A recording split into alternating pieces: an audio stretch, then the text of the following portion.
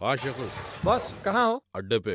बोल। वो जो लाल बंगले की बुरखे वाली है ना? वो कॉलेज जती सो। हाँ वही, अभी अभी एक लड़के के साथ बाइक पे गई है और मेरे को लगता है कि वो मुशरिक है। तो रोका क्यों नहीं? मैं पैदल था बॉस। अरे वो सरदार, वो पर्पल टी शर्ट वाला आ रहा, रोक उसको। रोक रोक बोला ना, रोक। अरे बात क्या है भाई? अरे अरे मारो साले को, खींच। तुम ठीक तो हो ना? कौन है विक्की? तुम होते कौन हो पूछने वाले? अकेले लड़के को देखकर दादागिरी करते हुए तुम लोग को शर्म नहीं आती? तुमको शर्म नहीं आती? शरीफों की बस्ती में गैर मर्द के साथ घूमते हुए। शरीफों की बस्ती में कोई मर्द लोग इस तरह से सड़कों पर खड़े नहीं होते। शरीफ लड़कियां वो होती हैं जो शादी करके शराफत की जिंदगी गुजारती हैं। अगर आप मर्द लोग शरीफ बन जाए ना तो कोई लड़की को किसी के साथ जाने की जरूरत नहीं होती। तो क्या हम शरीफ नहीं है?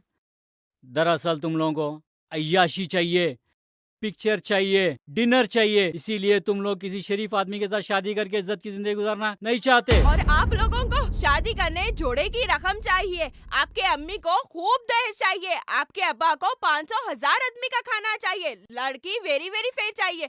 कहाँ से लाए हम ये सब? और तुम लोगों को लड़का एनआरआई चाहिए, वेल सेटल, खूब इनकम वाला, एजुकेटेड चाहिए और तो और खानदानी भी चाहिए। अगर तुम लड़की वाले ये हिरस बंद कर दे तो आज ही हजारों नौजवान हैं जो शादी के लिए तैयार है। पहले आप लोगों को खाना और दहेज लेने की भीख बंद कर देनी चाहिए, उसके बाद कई हजारों शरीफ लड़कियां हैं जो शादी के लिए तैयार है। बकवास मत करो। आजकल कोई लड़का जहेज मांगता है और ना कोई खाना मांगता है। ये तो तुम लड़की वाले हो जो जबरदस्ती देते हो। बकवास तो आप कर रहे हैं। किसी को कोई दीवाना कुत्ता नहीं काटता कि वो अपनी मेहनत की कमाई को इस तरह से फुजूल खर्च करे। कोई तो मजबूरी होती है जो लड़की वालों को इस तरह से जबरदस्ती खर्च करना पड़ता है। कोई मजबूरी नहीं होती, ये सब लड़की वाले अपनी शान दिखाने के लिए करते हैं। अरे मैंने कई ऐसी शादियां देखी हैं जहां लड़के ने कुछ नहीं लिया, सुन्नत के मुताबिक शादी की, लेकिन बाद में लड़की वालों ने क्या किया?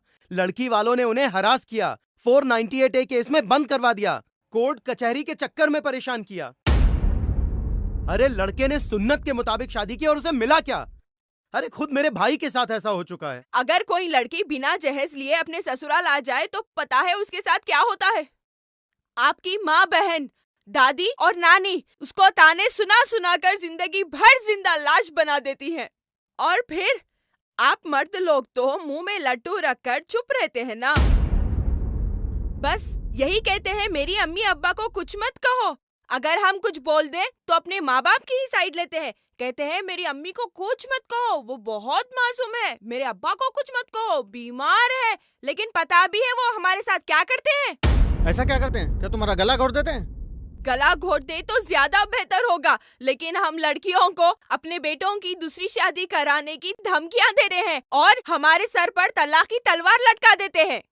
अगर आप वाकई में सच्चे मर्द हैं, तो बिना जहेज लिए आने वाली लड़की को मिसट्रीट ना करेंगे, इसकी गारंटी दीजिए। फिर उसके माँ बाप के दिल से ब्लैकमेलिंग का खौफ निकालिए। उसके बाद बिना जहेज के और बिना डॉरी की शादी करने का दावा कीजिए।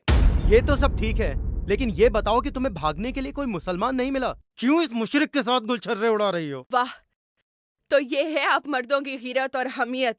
हाँ, लड़की जहेज की वजह से भाग जाए ये आपको मंजूर है, लेकिन शर्त ये है वो भागे भी तो एक मुसलमान के साथ। तो क्या एक मुशरिक के साथ रहना जायज है?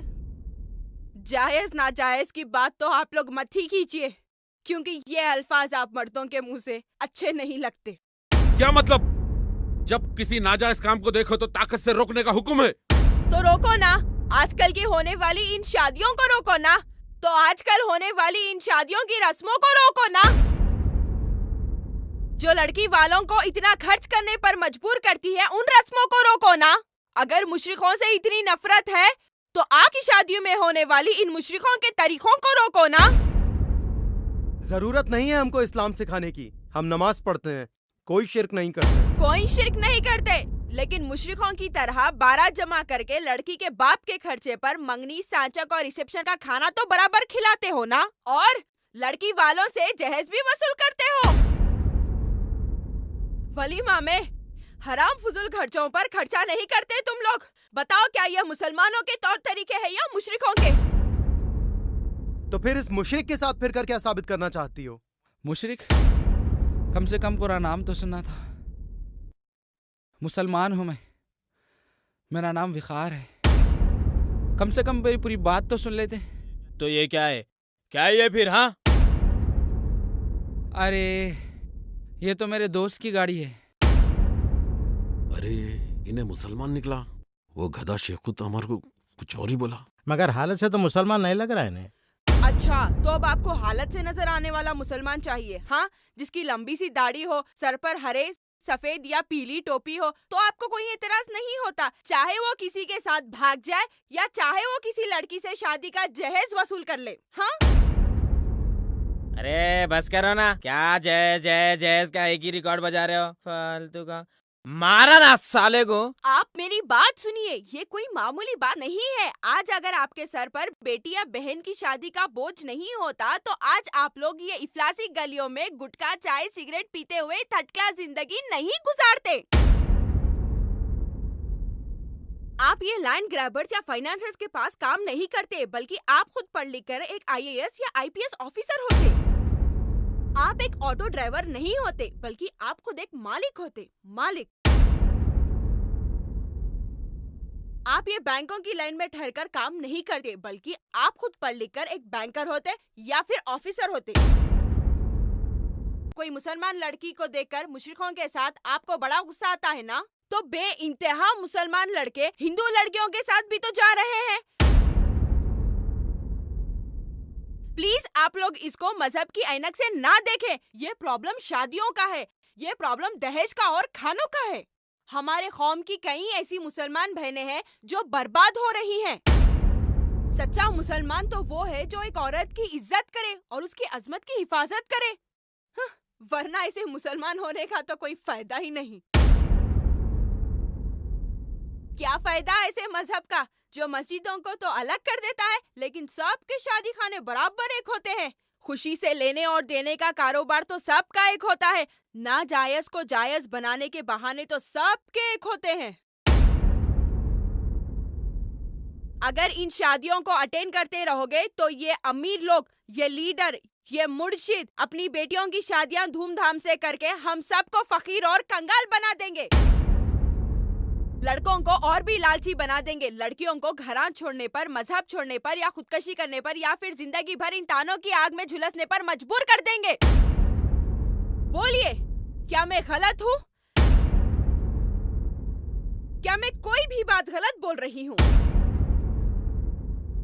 फिर भी आप ऐसी शादियां होने देंगे? क्या फिर भी आप ऐसी शादियों को अटेंड करेंगे? ऐसी शादियों के कार्ड्स लाने वालों को क्या आप अपने हाथों से नहीं रोकेंगे? बोलिए, क्या अब भी मैं गलत हूँ?